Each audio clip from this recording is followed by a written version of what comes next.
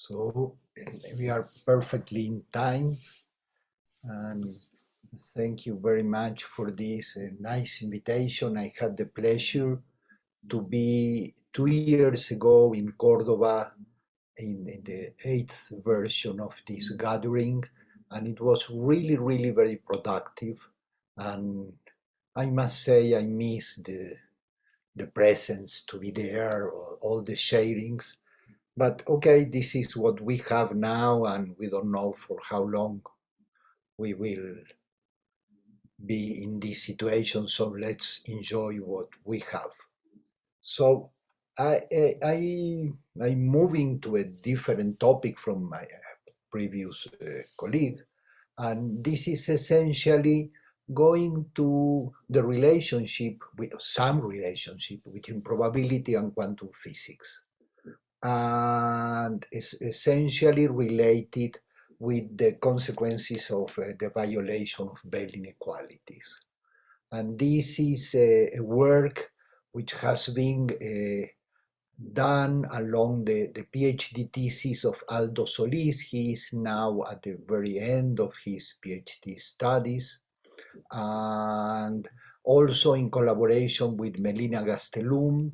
Melina is a very interesting and very smart person, and she studied physics, and then she had a PhD in philosophy of science, and now she is professor at UNAM and at the philosophy faculty.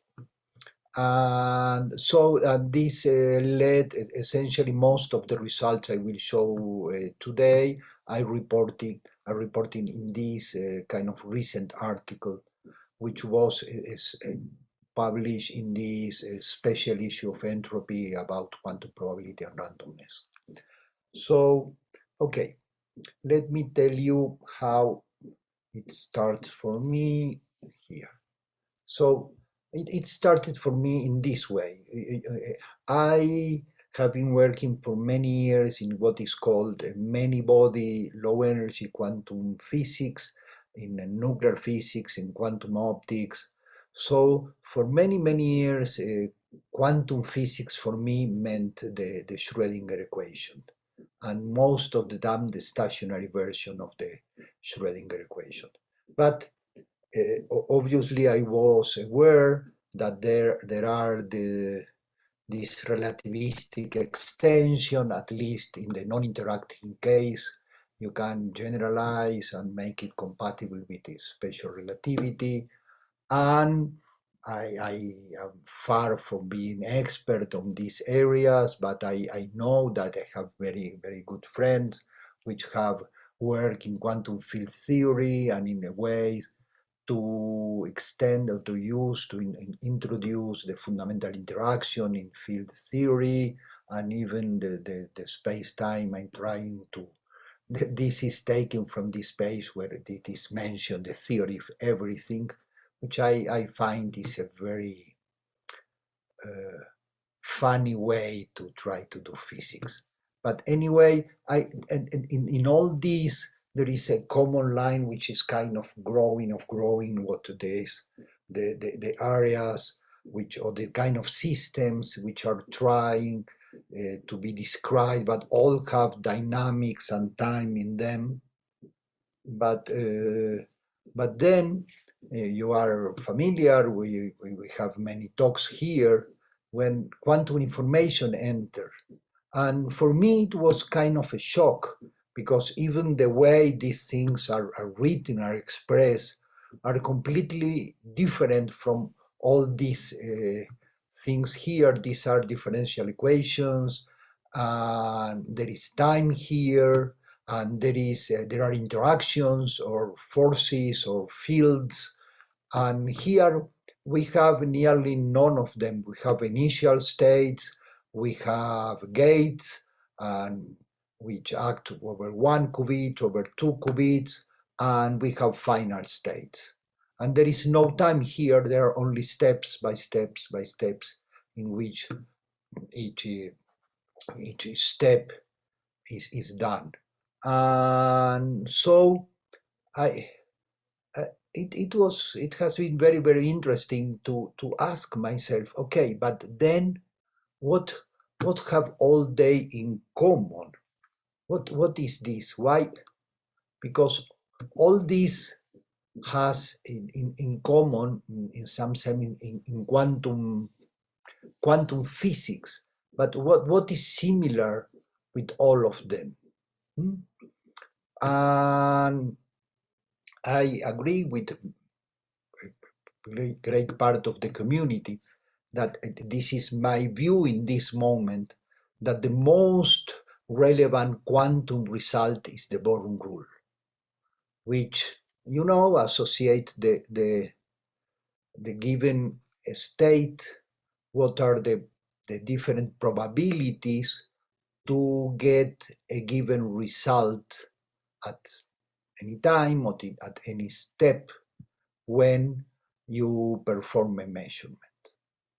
And so this was in my evolution a real change in how I see what is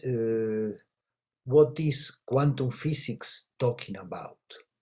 And this is what I have written in the abstract of my presentation, because I think, and perhaps this is a very old way of seeing it, but for me it was kind of making contact with that, is that essentially all the quantum physics machinery is about is to give the probability of obtaining some results after some manipulations, which can be done intentionally or can be driven by interactions. And essentially that's it. And it is not a new idea. There are many people who see quantum physics in that way, and at the same time it is clear that this is different from the way at least we used in the university to teach quantum physics or to express what is relevant here. Because we used to try to make contact with classical physics to describe how is the system at any time, what is the dynamics of the system, and including probabilities. It is kind of very different. And even now, for example, in the bachelor studies in physics at my university at UNAM in Mexico, there is no teaching at all of probabilities. There is some statistics used at a very, very simple level to manipulate the experiment, the experimental result, to present some average standard deviation, slightly more than that, but no mention of probabilities at all. So this is a very peculiar situation, because on one hand, we have this very incredibly powerful formalism, which is quantum physics, which has been so useful, so productive in the last century, and has generated so many technologies and these technologies have completely changed our life and even allow this kind of communication we are having in this moment. And at the same time is talking about these object probabilities, which are kind of strange for us. At least we have in the same faculty, science faculty, where physics is taught, we have actuaries, and these guys, they work with the probabilities all the time. They work for insurance company, they work for banks, and so they are used to employ probabilities, at least to use probability in different ways.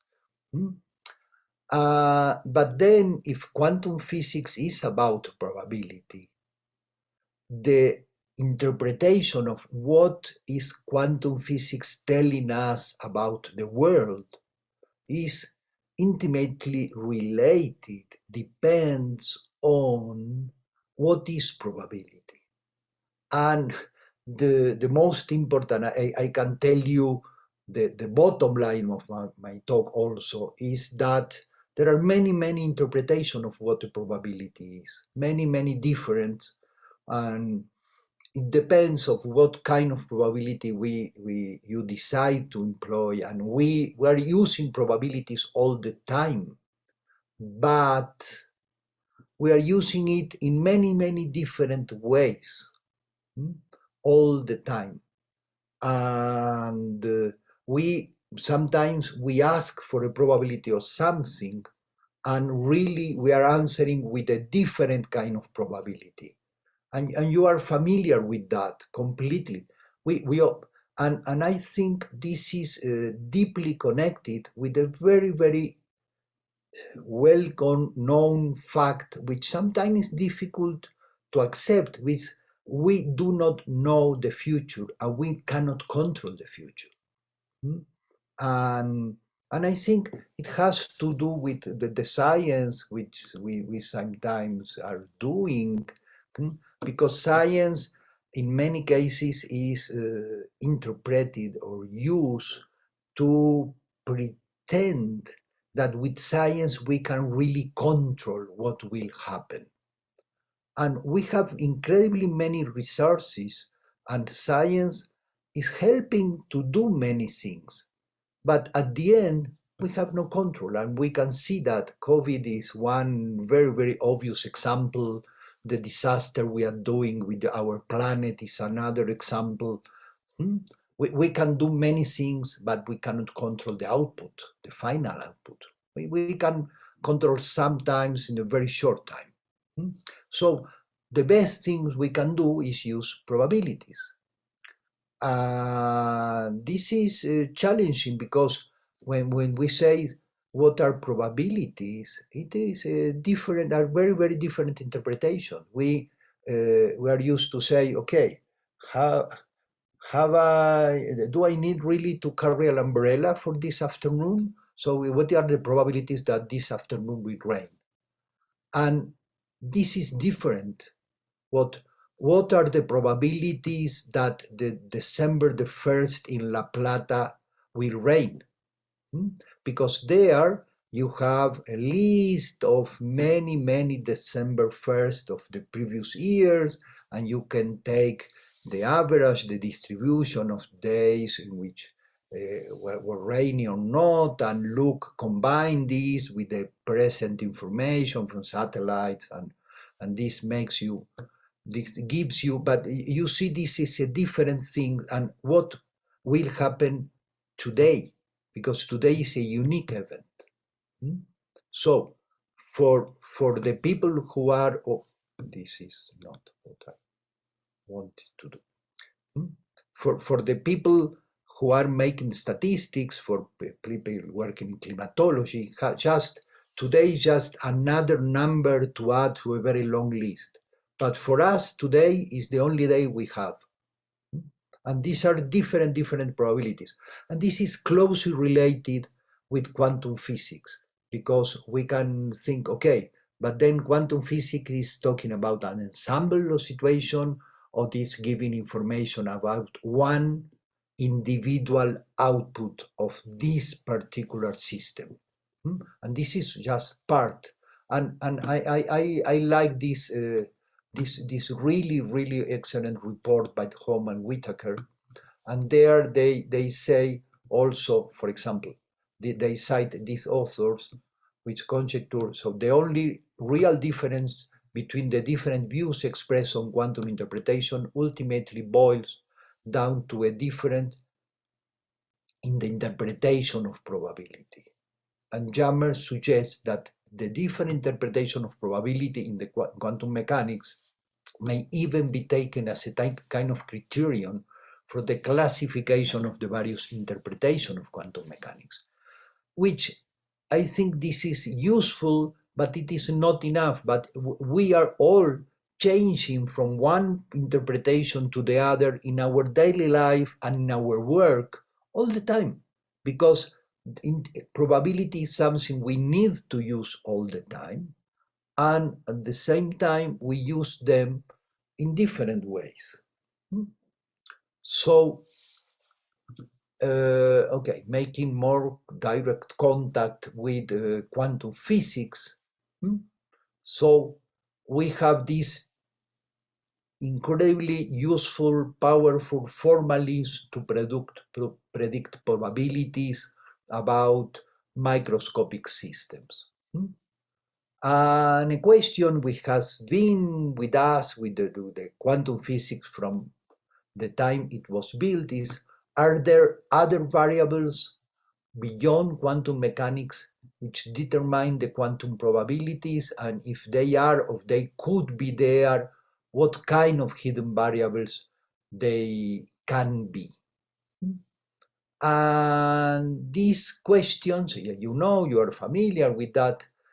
Bell really produced a very interesting way to answer that, far beyond quantum theories, because one thing which is very, very interesting about Bell inequalities is they are not at all related directly with quantum physics. It is obvious that the Bell inequalities give some ways to connect with experiments, and they are violated in experiments, and this experiment can be described perfectly with quantum physics. So the kind of experiments in which Bell inequalities are observed or are well described by quantum physics, but it is one aspect. But Bell inequalities do not imply at all, do not use quantum physics in their formulation. So this is essentially what I will repeat for you. I will tell perhaps things which are very familiar to you. So the violation of Bell inequalities, and we will come to it again in the next slides, has been interpreted by many authors as showing that if hidden variables exist at all, they must be contextual. And contextuality has been at the core, and obviously it offers many of the resources which have given this strong expectation about quantum computation and the security of the quantum internet. And also this contextuality, if special relativity is valid, leads in some scenarios also to non-locality. So if we accept this, that hidden variables could exist, some ways to interpret, to read the violation of inequalities has convinced many people in our community that these hidden variables must be contextual and non-local. And also, they are employed in the quantum technology now, because in quantum information, violation of Bell inequalities is a way to identify the quantumness of states. And in the quantum random number generators, the intrinsic randomness of these quantum number generators is assumed to be shown to be valid because they violate the Bell inequalities. So it is a very important tool in two different directions: in the direction of the foundation of quantum physics and at the very basis of the security of quantum communications and as a certification of the quantumness of a state. And so there are two parts. One part is what kind of probability are we talking about? And but in this what I will be talking about is essentially about what can we conclude using a very kind of neutral way to talk about probabilities, which to employ Kolmogorov axioms. Because in general, Kolmogorov axioms define formally what some huge part of the classical probabilities, what is a classical probability, and it is completely mute about interpretations. So, can we use simply this way without to entering the part of interpretation of probability, which is huge and very interesting, and just use the formal part? Okay, so this is what we do now. So Kolmogorov axioms refer to probability space. And this probability space has essentially three elements. The first one is the sample space, which are all the possible results which one want to describe. Which obviously all these parts have a very subtle things. In the case of the dice, there are one dice, two dice, or whatever, are very simple, but there are many cases that even you can discuss it is possible to list the possible outcomes or to describe them or not. So there are many different situations. But okay, let's assume that there is a sample space.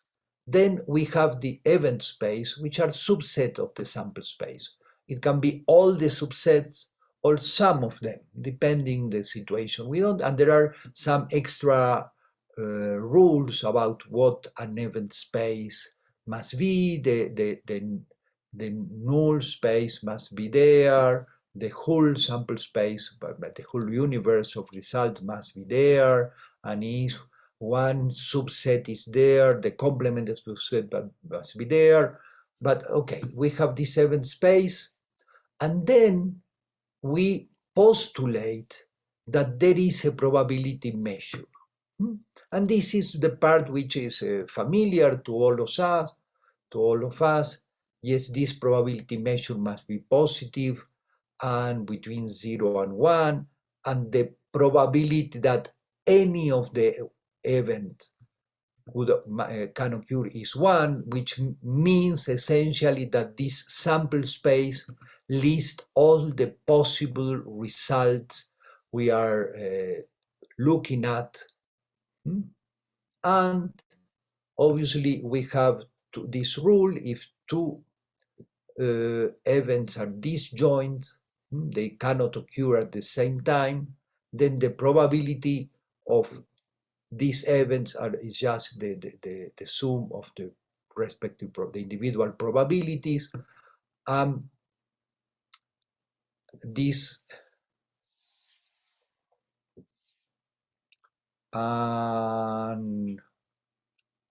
here it is a mistake here.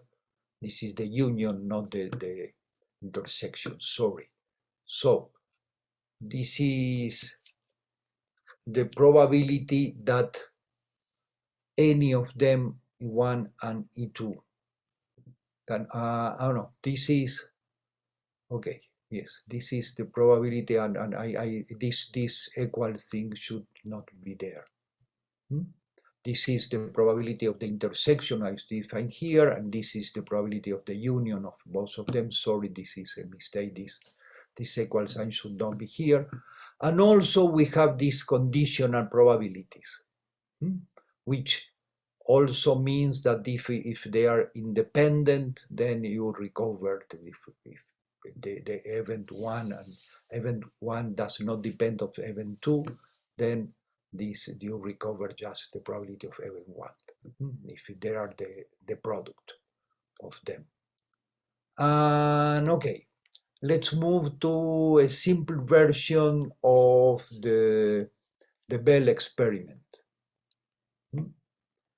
And in this case, we have, for quantities, I like to describe it in terms of photons, and here, so we select two different polarization bases, and each polarization basis, we can have a couple of results.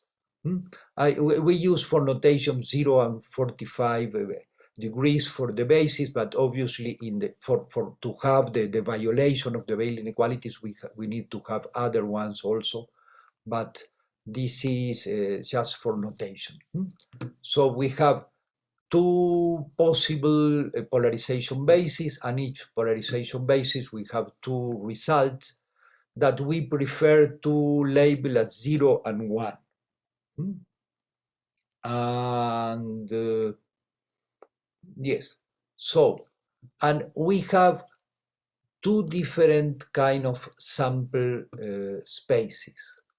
One of them is in which each event lists, for example, the angle selected in the left-hand side, the angle selected in the right-hand side, and the possible output for each side, and the possible hidden variables, anything else which could be controlling or could be, yes, defining the output.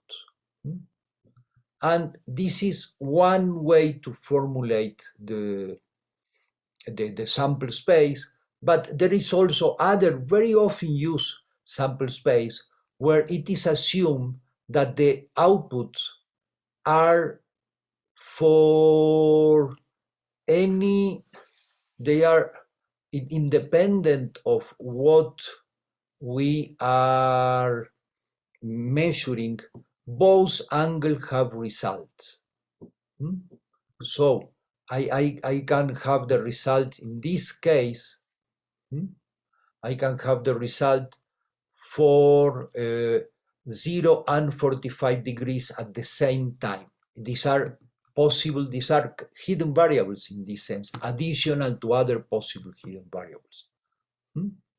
And here, for example, I have the list. If I select on the left-hand side the angle, the polarization basis, the angle 0, and the result was 1, then I have this condition, but I can have all the other condition, and this is the marginal probability of having this event.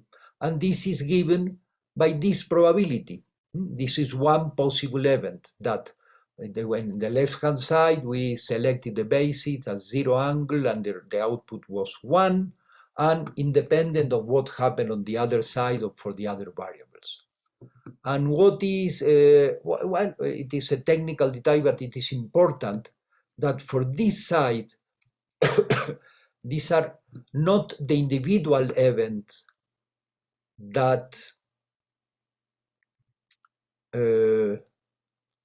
this happened here, that when we select the angle, but these are the conditional probabilities.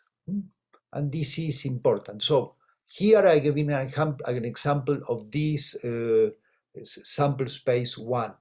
And this is sample space 2, and you see here what I was mentioned, in the sample space 2, it is assumed that the two outputs have values, but only one of them was observed.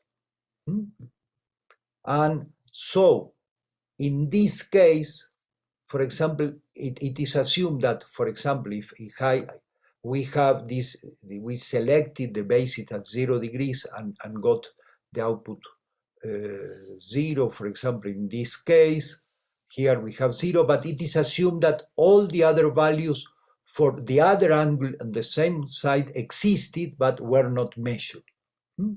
So these, for example, if this is measured, this is a hidden variable besides all these other variables.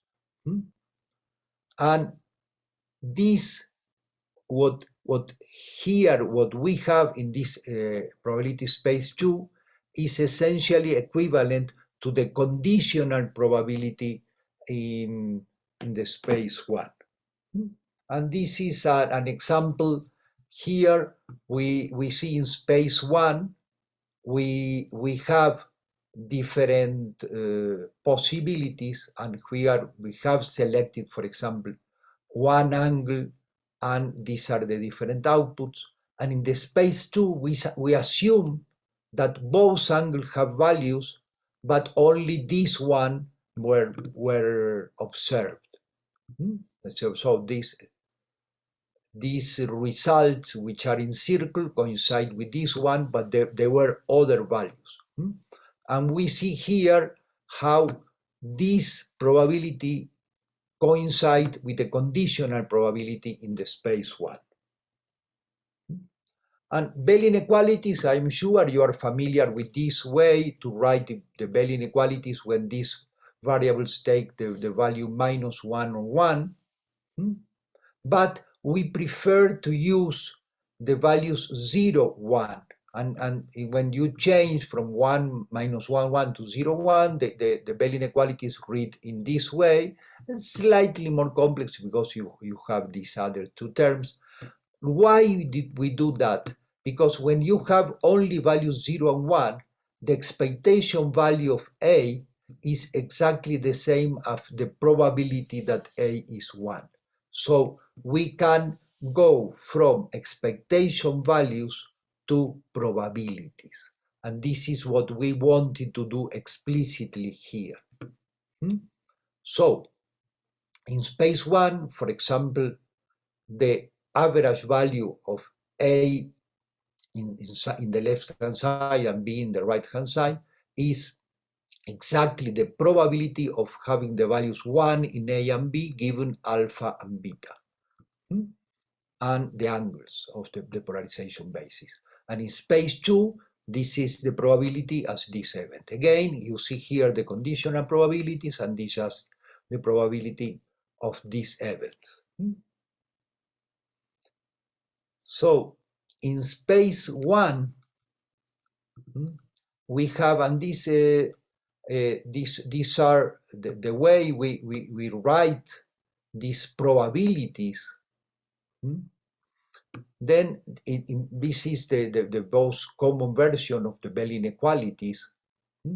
You have this integration here and this probability depending of all these variables, and you are doing the integration of these hidden variables.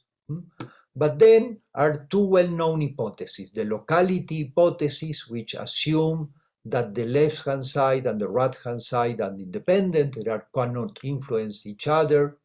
And the lambda independence, which assume that these hidden variables does not depend on the polarization angle selected. So if we do this, then we obtain this inequality. And this is space 1 inequality.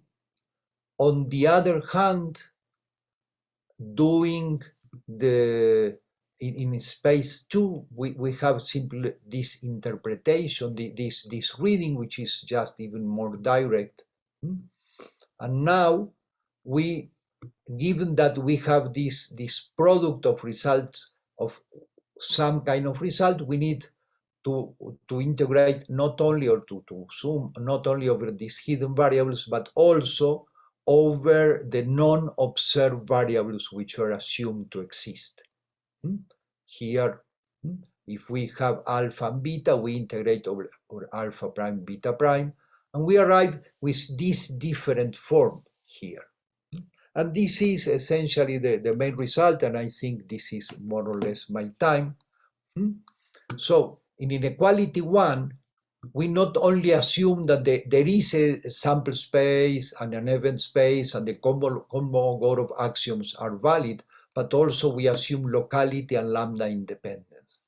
While in the sample space 2, assuming that both values exist all the time, it is only Kolmogorov axioms what is used. And you can see here, so as all the experiments show that the Bell inequalities are violated in experiments, many people in the foundation of physics community likes to use the inequality 1 and conclude that as locality is violated, or it is closely related with contextuality or lambda independence. So the usual conclusion is that these hypotheses are violated. But many people, for example, in the quantum information area, likes this version because it is, if Kolmogorov axioms are valid, then you can say, okay, then these values do not exist before the measurement. They are not really there. So this is the kind of expression, the kind of result which the people in the quantum information community likes to use, saying, oh, connecting with this, there are no values before measurements. So they are completely secure, completely unknown, completely random. So these are, and then, so we could go far beyond that, because the inequality one is used usually to show that if there are hidden variables, they must be non-local or contextual, but we could say that the sample space doesn't exist. But this is interesting because the Broglie-Bloom formalism is an example of hidden variables, of which then violate these hypotheses. Or also, we could assume that Kolmogorov axioms are not valid. And this is very interesting because when you formulate quantum mechanics in phase space, using the Wigner quasi-probability distribution, then we can assign probabilities simultaneously for position and momentum, but probabilities are negative in some cases. So you see, for example, that in the phase space formalism of quantum mechanics, what is violated is one of the Kolmogorov axioms. Jorge, you have 5 minutes. Okay, so I will just summarize. Okay. So in the other case, obviously, the most common way is to assume that the sample space does not exist. But we could also assume different things. So the possible interpretations are far wider than the most commonly assumed. And even we can just say, okay, forget about probabilities and just take the average of the different results for the different angles. And we can show that, again, this inequality is valid as is violated. And this is also very, very popular for friends in the quantum information community. And here, that what is assumed is the four variable have defined values in all the runs, while only two of them are measures. And then, so if you go, for example, for the frequentist point of view, you would say that each of these sums belongs to different collectives, and they cannot be combined in one expression, that this is not valid.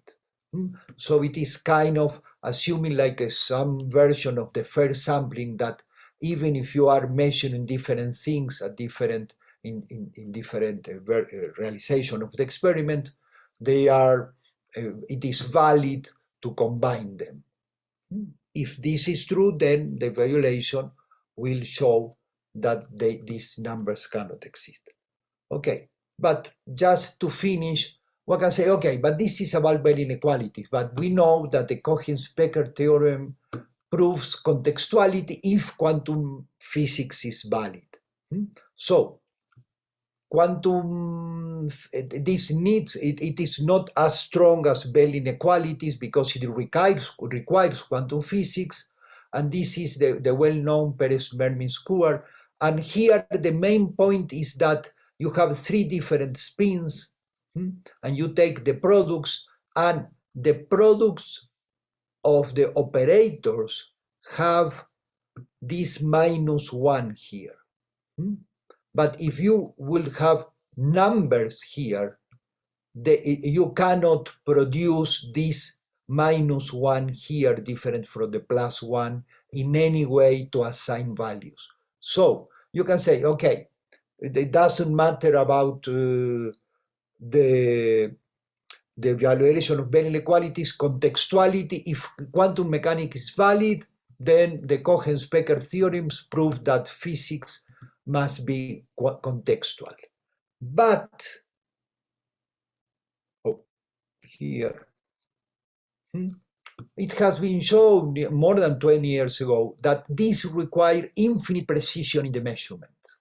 And if you have finite precision, this is not true. If you can set exactly the angles for the polarization, then this is not true. But then, soon after that, Adán Cabello showed that the Cohen-Specker contextuality can be recoded, but using probabilities. Then we return to, again, the interpretation of the Cohen-Specker theorem requires the use of probabilities. So the results depends, so the interpretation of the violation of Bell inequalities and even the Cohen-Specker theorem depends on different probability theories and different colleagues with different, if they like the realism or they are more in the ensemble interpretation, they will have different views. So this is essentially my conclusion. I hope you know this Magritte drawing, and I think in my personal view, as this is not really a pipe, this is just a representation of a pipe, and this is far from the real thing. So I think quantum physics is also like this drawing.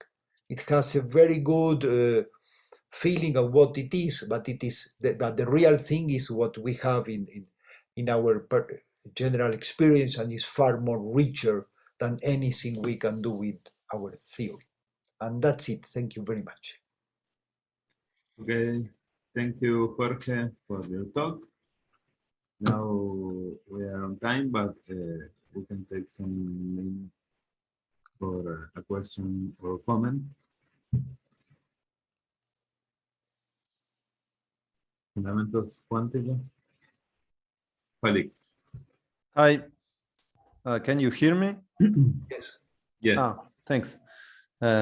Thanks, Jorge, for this wonderful talk. I wanted to ask you just to see if I understand the message when you analyze the Bell inequalities. Suppose that you assume that unperformed measurements have no values, or even that Kolmogorov actions are not valid, like, for example, that you have negative probabilities, right? So suppose that you are in that direction. What would you say about non-locality? Would you still say that under those assumptions, it follows that quantum mechanics gives place to some non-local phenomena or something like that? Well, Pitowski have developed at some moment a particular example of very strange hidden variables which could be non-local. But then there are a lot of other rules. It is a very, very artificial and non-useful model that just was kind of to demonstrate that very strange things could happen. We don't know. So I would say that there are correlation between the output of the experiments which are non-local. So, and this is a kind of very conservative affirmation. See, I am with a group of people who has this view that we don't know what happens between preparation and measurement. And we would like to know, and we have spent 90 years trying to figure out what happens. But, so in fact, I have no idea. Okay, I think I see. Because for me, my impression is that you have an explicit form of non-locality when you assume that you have some hidden variables and a global classical probability distribution. And then it's quite clear because of Bell, right? It's clear that you have a non-local action. But if you take that off, I mean, those assumptions, if you drop them, it is not clear what kind of non-locality are you talking about. You see what I mean? Yes, I think, for example, it is very, very nicely described when you have this delay choice experiment. When you have registered all the output of your measurement of Bell states, and then you post-select some subsets. And depending what kind of subsets you select, you will see or you will not see any correlations. So, yes, there is, I think there are very interesting things going on there, and they are useful because they're not only useful, they are the way the internet, the quantum internet is being built, because as they cannot be repeaters, quantum repeaters, because we have no, it is impossible to copy and perfectly an unknown quantum states, then you use teleportation, which is very close to that. So these kind of phenomena are taking place there, and they are useful. What happened, for example, in teleportation, I really like the way the cubism described teleportation, which is your belief about one system have now change from being about one system to being about other system. But the only thing we change is your belief. You are looking in this direction and you are looking in that direction. It's the only thing which, so this is, and somehow I like this. I know that many colleagues would prefer to have something more solid and more independent of the observer, but I like this version of science where we as human beings are the ones which assume things and believe things, and obviously I am convinced that I'm not the only thing, or we are not the only. There is a very rich universe of interactions, but we only interaction with this universe about through our beliefs, not only through our senses, but the senses plus the belief, plus the common conviction. We are trained at the university to see things in one way. And after that, it is very difficult to see things in a different way because the training is very good. Yes. Thanks, Jorge. Thanks.